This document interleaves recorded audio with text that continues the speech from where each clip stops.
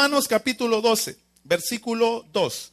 Estamos comenzando la semana pasada una nueva serie que era levantando la generación del vino nuevo. Levantando la generación del vino nuevo era la generación de conquista, la generación de lucha, la generación de guerra, la generación que tenía la actitud de Caleb. Digan todos Caleb.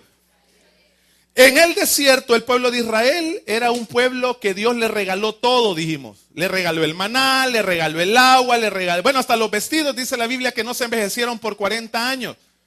Pero la siguiente generación, que era la generación de Josué, esa generación, si quería algo, tenía que pelearla.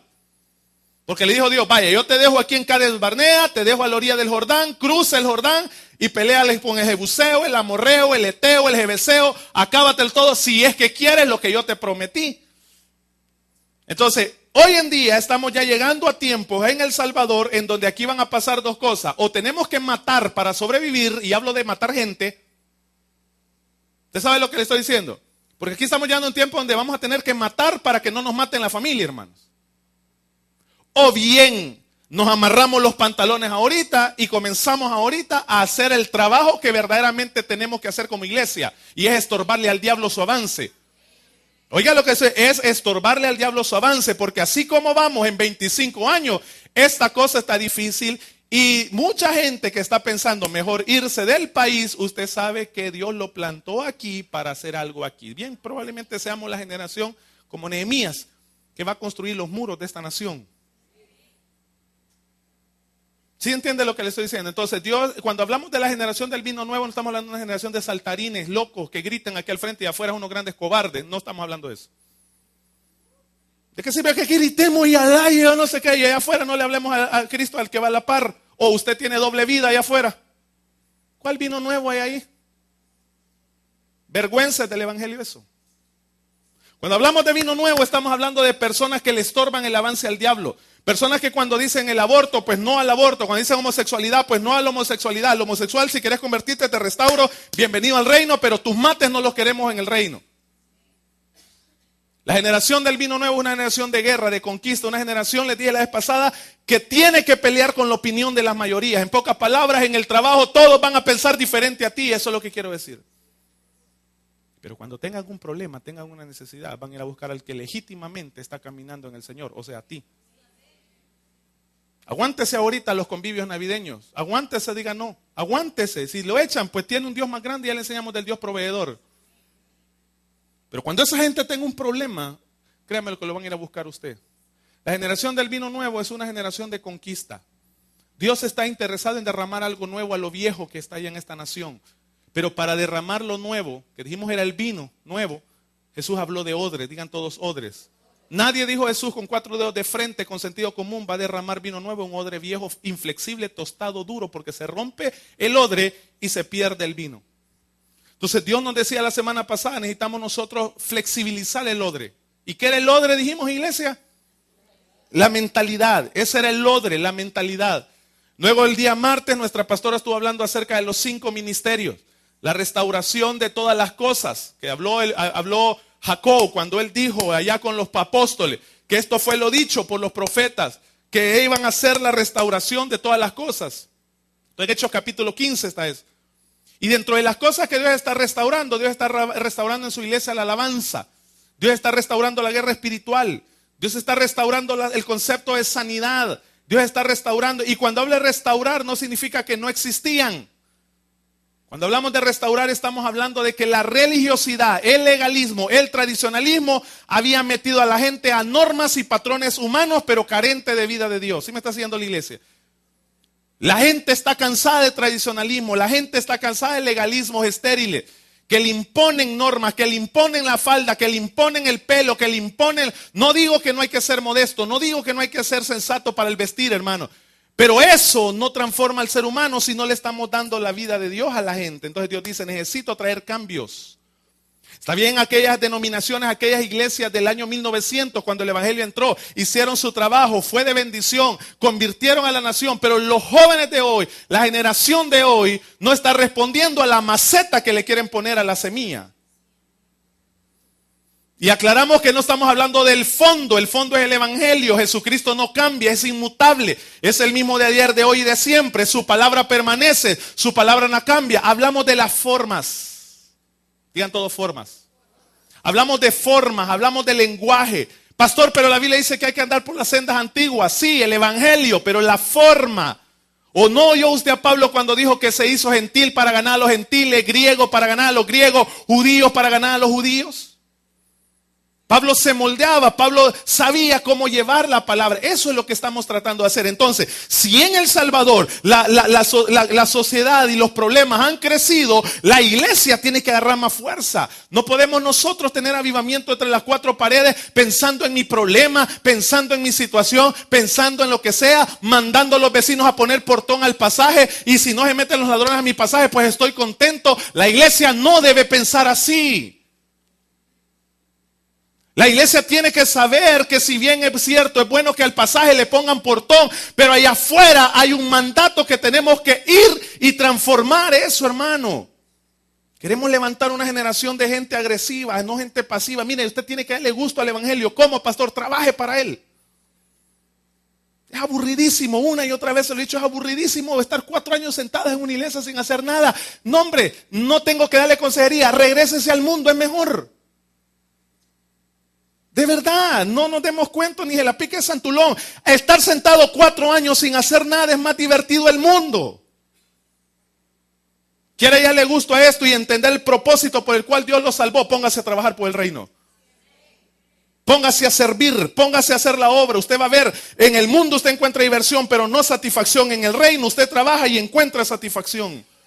Dios está levantando una generación de personas guerreras.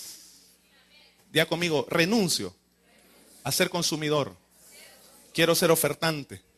Renuncio, diga, a ser espectador. Quiero ser protagonista. ¿Quiénes hacen historia? ¿Quiénes? Los protagonistas. ¿Y los espectadores qué hacen? Consumen la historia que el protagonista hizo.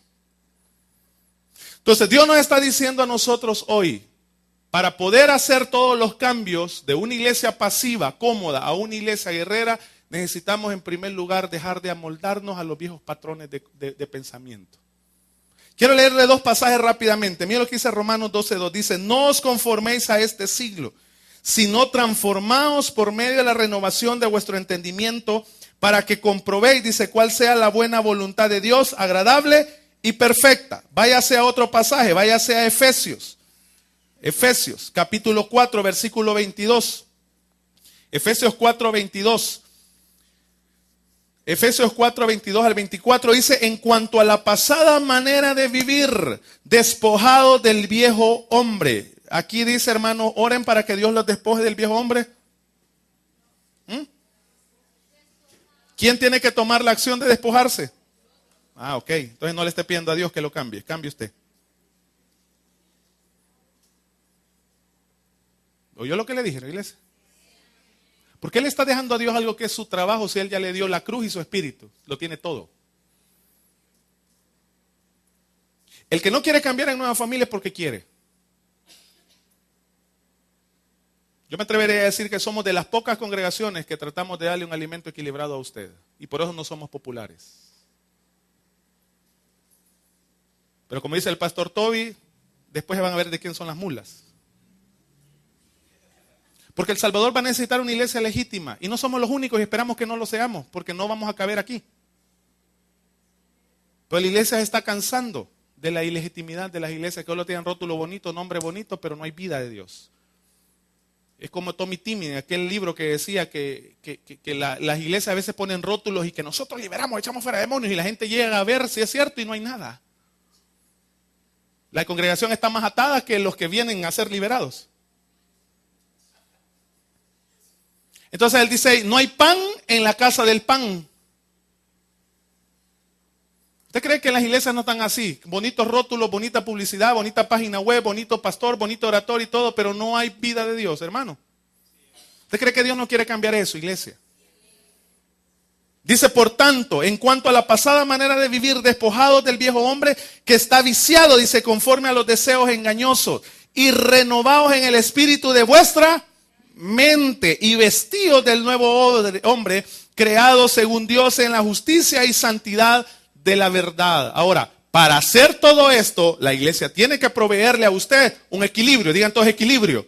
Esos son los 5 ministerios. Los 5 ministerios, los cuales muchos, y que en este mes vamos a hablar de eso, específicamente del ministerio apostólico, porque ahí la gente dice, mire, pero apóstoles son 12. Y allá en Apocalipsis habla de 12 tronos hijos, apóstoles del Cordero. 12. Sí, la Biblia dice que sobre el fundamento de los apóstoles y los profetas, sí, hijo, los del Cordero. Pero si Jesús me dice a mí, haz la obra lo mismo que yo hice, ¿cómo cree que yo lo voy a hacer? Lo mismo como Él lo hizo. Dios sigue levantando hombres y mujeres. Dios sigue levantando las 5 oficinas, dice, para perfeccionar a los santos. ¿Para qué? Que hable las evidencias ahorita. Mírenlo cómo se lo voy a poner. Desde que entró el Evangelio a El Salvador, 110 años, 120 años, quizás para extenderlo un poquito, aquí se ha reconocido 3 mantos de 5. El apóstol, el maestro y el evangelista. Nadie tiene problemas de llamarle pastor a alguien, de llamarle evangelista, de llamarle maestro. ¿Sí me está haciendo? Estos 3 ministerios, de los 5, se conocen como ministerios de mantenimiento o de nutrición. Ellos nutren, ellos mantienen. El pastor mantiene, el pastor nutre, el evangelista va a traer y sigue nutriendo el crecimiento de la iglesia. El maestro nutre la mentalidad de la gente al darle enseñanza. Pero viene el diablo y se vuela a través de muchas estrategias, se vuela 2 de ellos en la historia. ¿Cuáles son, iglesia? El apóstol y el profeta. El apóstol es el que tiene el diseño para edificar, dado por Dios, para la generación. Es a quien Dios le revela cuál es el diseño para la generación. Es como el general del cuerpo de Cristo en ese entonces. Es el que tiene el diseño, es el que tiene la estructura, es el que tiene un carácter tal para bregar no con una congregación, sino por un conjunto de congregaciones y no frustrarse en el proceso. Y está el profeta. ¿Quién es el profeta? El profeta es el que está oyendo lo que Dios está diciendo hoy, para la iglesia hoy. Hablan con el apóstol y dice, Dios está trayendo este movimiento. El apóstol dice, entonces estructurémoslo de esta manera. El pastor dice, yo lo llevo para mi iglesia local. El maestro dice, entonces voy a hacer un currículum para enseñárselo a la iglesia local. El evangelista dice, eso tiene que saberlo el perdido. Y usted ve los 5 ministerios caminando. ¿Para qué? Para la madurez del cuerpo de Cristo. ¿Estamos bien hasta ahí?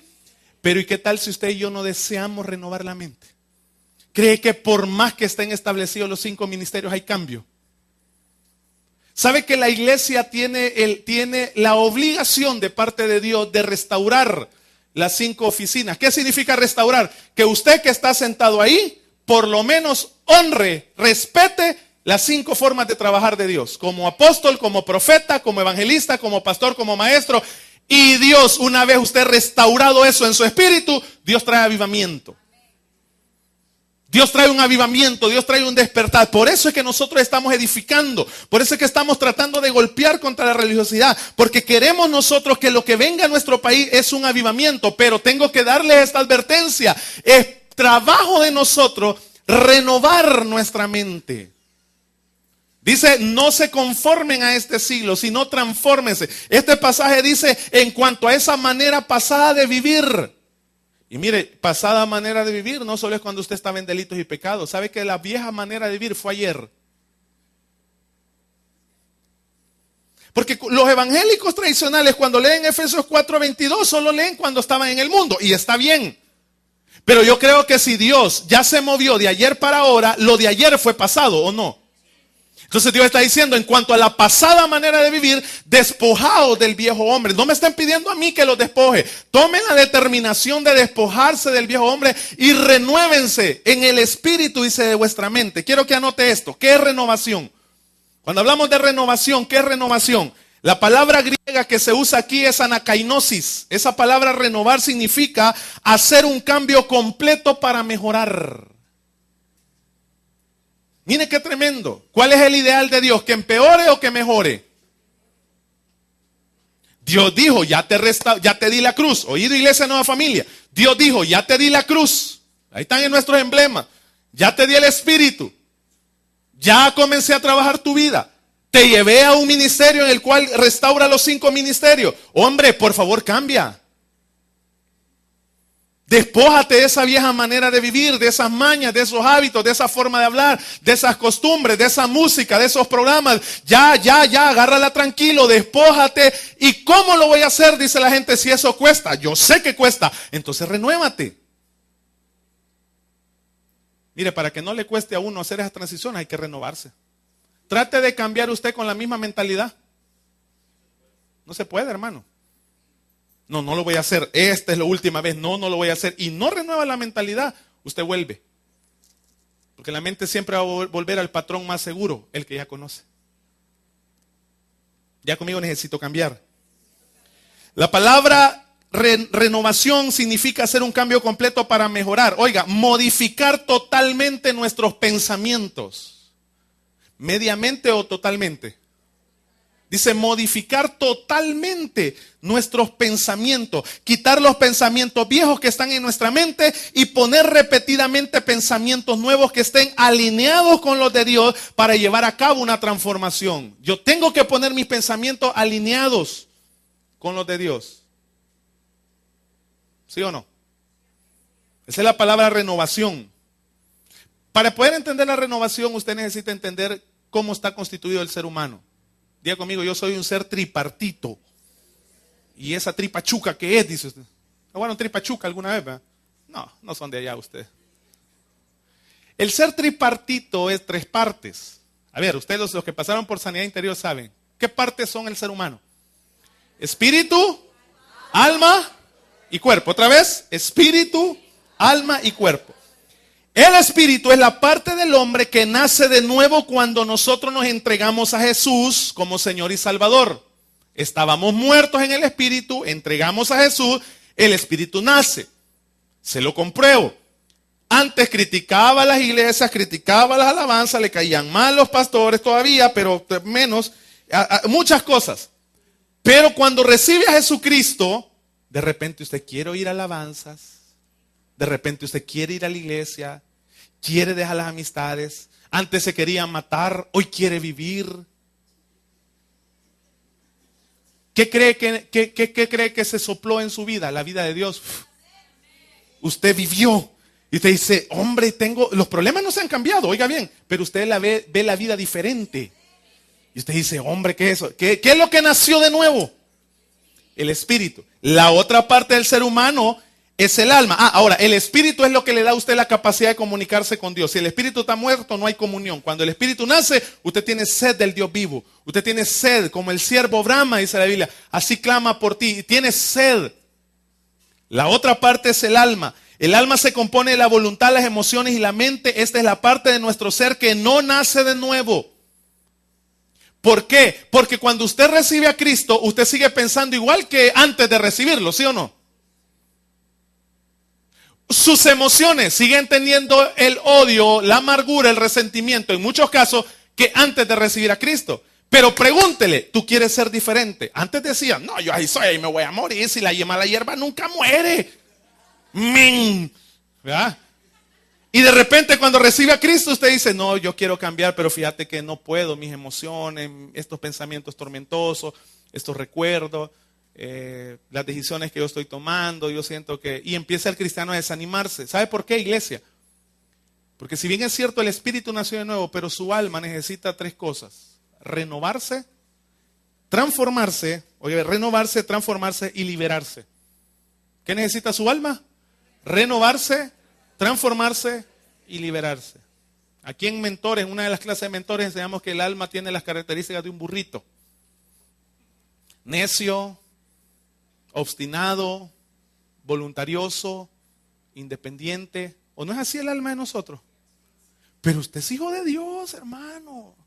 Nació de nuevo. ¿Y por qué vive con esos problemas? Porque Dios dijo, y quiero llevarlo a la lógica del pasaje, Dios dijo, despójate tú. Renuévate tú. Te di mi palabra. Te di mi espíritu. Te di los 5 ministerios. Hombre, iglesia de Jesucristo, decide. Mire, la iglesia por muchos años quiere esto. Yo quiero matarle una vaca sagrada a nueva familia. La iglesia quiere esto. Que levante las manos, Señor, quiero ser diferente. ¿Quién soy? ¿Quién soy yo? Hermano, te amo. Wow, hermano, qué bendición, hermano. Entonces, le agregaron un poco más, una administración, que pasen al frente, yo le voy a poner las manos y, no, hermano, nunca sucederá tal cosa. Ahora entiende por qué está pidiendo mal que Dios lo cambie si Dios no cambia a nadie. Dios ya dio los elementos de cambio. Quien cambia es usted.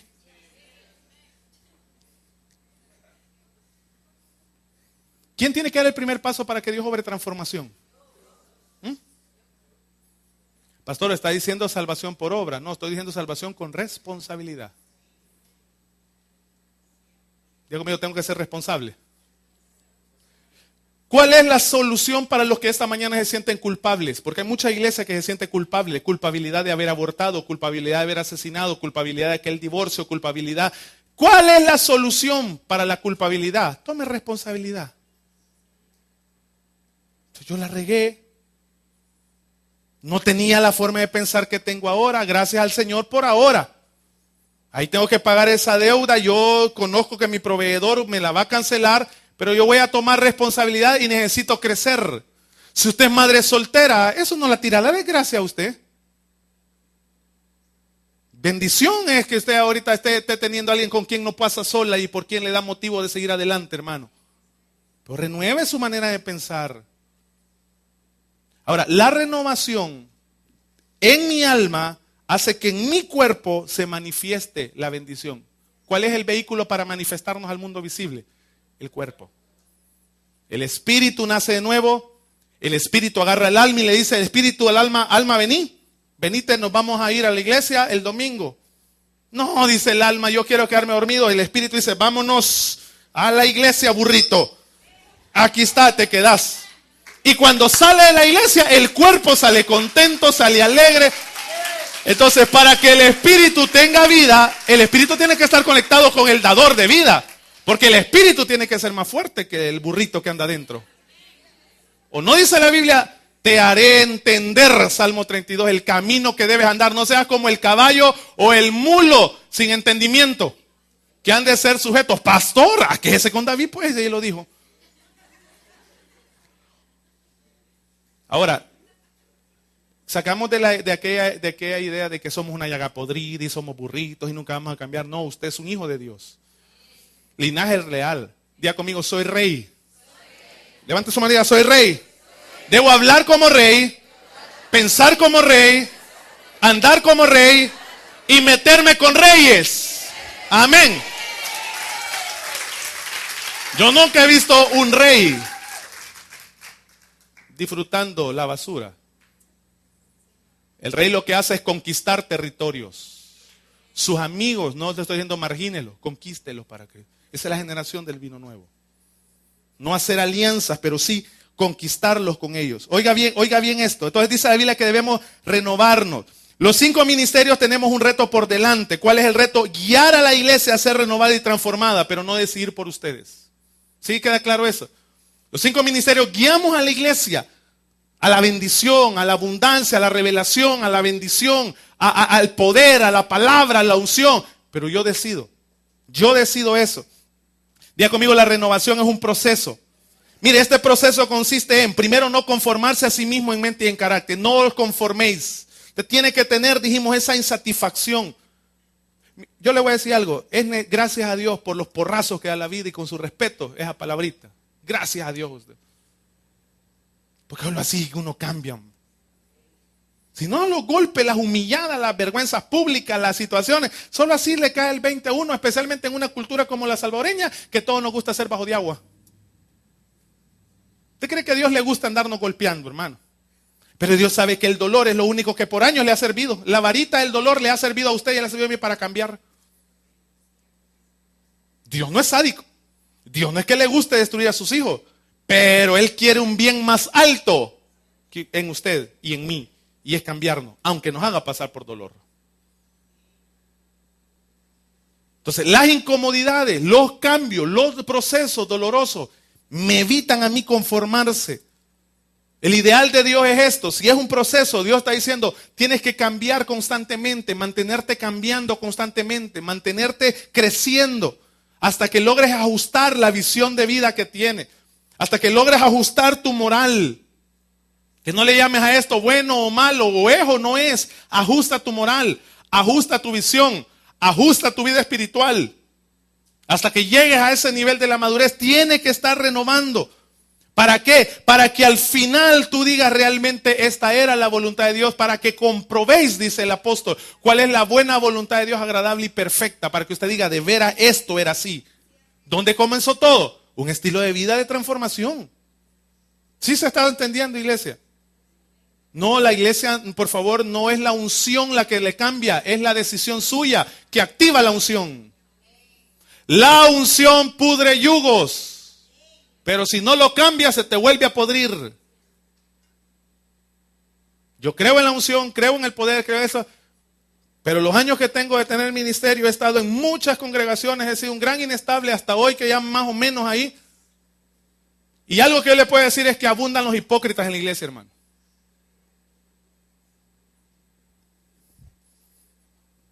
Cash Luna, Guillermo Maldonado, Benny Hinn, cualquiera de los grandes hombres y mujeres de Dios, si usted no quiere cambiar, baje, lo voy a poner así, trate de romperle a su adolescente el noviazgo que tiene, trate.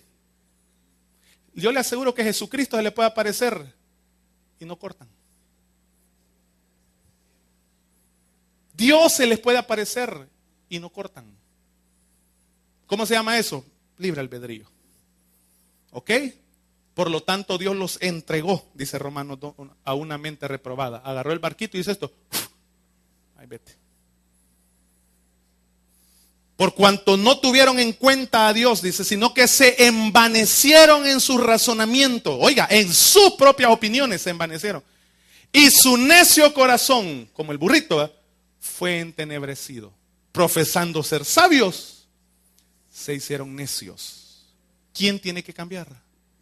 No es la pastora, no son los pastores.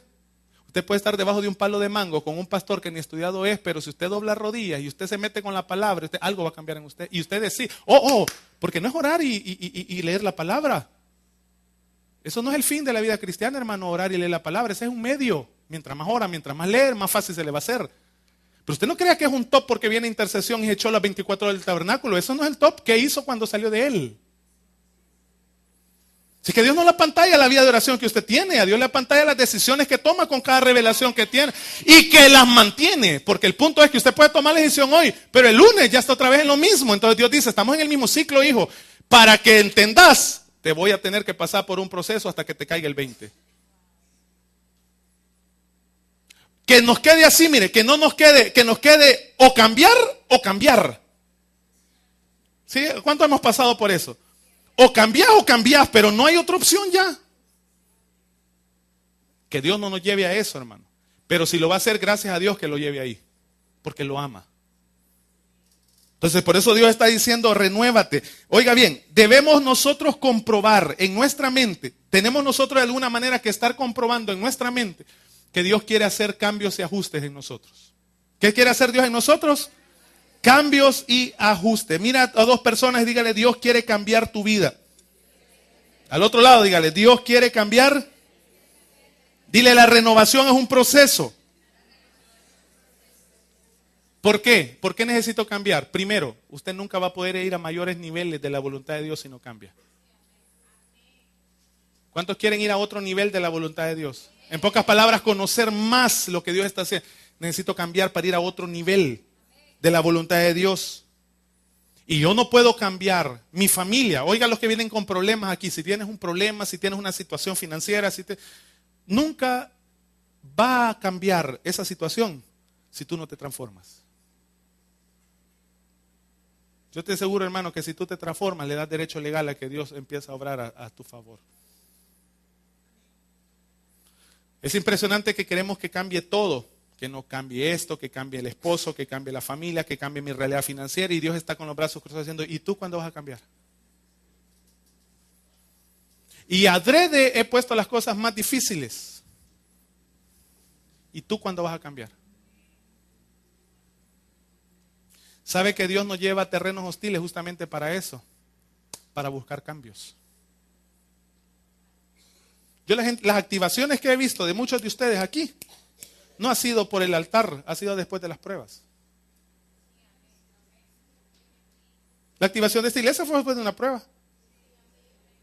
La activación mía después de mucho tiempo fue después de una prueba. La activación suya por una prueba. Gracias a Dios por las pruebas. O cambiamos o cambiamos. Denle un aplauso al Señor. Marcos capítulo 1 versículo 15. Mire lo que dice Marcos capítulo 1 versículo 15. Marcos 1:15 dice: después que Juan fue encarcelado, Jesús vino a Galilea predicando el evangelio del reino de Dios, diciendo: el tiempo se ha cumplido y el reino de Dios se ha acercado. Arrepentíos y creed en el evangelio. ¿Dice así? Arrepentíos y creer. Oiga, la palabra arrepentíos significa cambiar radicalmente la manera de pensar. ¿Qué significa arrepentíos? ¿Otra vez? No dice dejar de hacer lo que está haciendo, ¿verdad? Quiero hablarle de los evangelistas clásicos. Esos no estaban equivocados, están en lo correcto. Pero les vamos a ampliar un poquito. La palabra arrepentimiento tiene que ver con dejar los viejos mates que usted y yo teníamos. Pero honestamente a Dios no le interesa que el bolito deje el guaro. A Dios lo que le interesa es que el bolito piense diferente. Porque si el bolito deja diferente, deja el guaro y un montón de cosas más. Entonces, arrepentimiento va más allá de dejar de hacer algo malo. Arrepentimiento es: quiero que veas la vida como yo la veo, dice Dios. Y eso te va a llevar, por consecuencia, a dejar todo lo malo. Ya va a tener una actitud ante el pecado, ya va a tener una actitud ante esto, ya va a tener, ¿por qué? Porque yo estoy pensando diferente. Jesús dijo: ¿quieren el reino? Piensen diferente. La cultura farisea se había vuelto eso, una cultura. Juan Stan, que es uno de un escritor, él dice que Jesucristo vino, y yo lo creo, a poner una contracultura. En donde él decía: oíste que fue dicho, pero yo les digo. Pero la gente se había acostumbrado. Oíste que fue dicho por los evangélicos, pero yo digo, dice la iglesia. Entonces, el propósito de Dios es que dejemos nuestra vieja manera de pensar. Pero quiero decirle esto, y con mucho cuidado: usted puede tener una buena manera de vivir pensando como el diablo. ¿O a usted no le ha pasado que hay sectas que están más lejos de Dios que a saber qué, que viven mejor que muchos de nosotros? Dios no está interesado en el buen testimonio. Si el buen testimonio es el que era un buen hipócrita para tener un buen testimonio. No, es que yo no voy a hacer eso porque por el testimonio. Ah, mire qué bueno, sepulcro blanqueado le llamaba a Dios. ¿Se ha fijado que la iglesia así piensa en ese nivel? Es que tengo que guardar mi testimonio, hermano. Eso es fácil. Dios no anda buscando hijos bien portados, Dios anda buscando hijos conforme a su corazón. Que por ende se hacen bien portados.